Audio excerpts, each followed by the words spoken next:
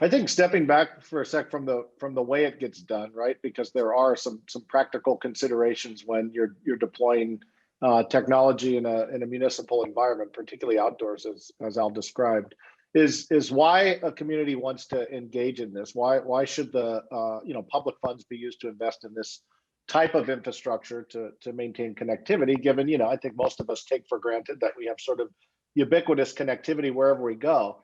I think as you reflect on the events of the last year, right, when we all went into shelter in place, and suddenly we were thrust into the realm of distance learning for our children and remote work, and again, we're all sitting here on a comfortable on a Zoom call having this podcast for the Wireless Buffet.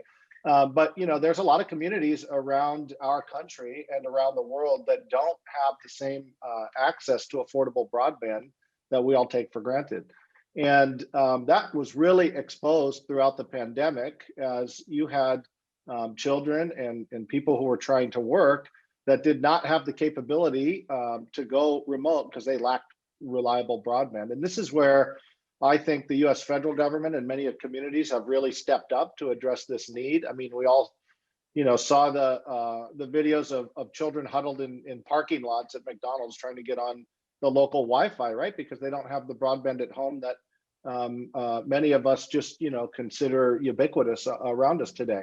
And Wi-Fi in that, respect is sort of unifying, right? Because it is ubiquitous. Most of the devices we have, all the devices we have connect over Wi-Fi. And if a community is able to provide a high quality, high capacity, reliable system that they can deploy in an outdoor environment, then it sort of levels the playing field in those communities.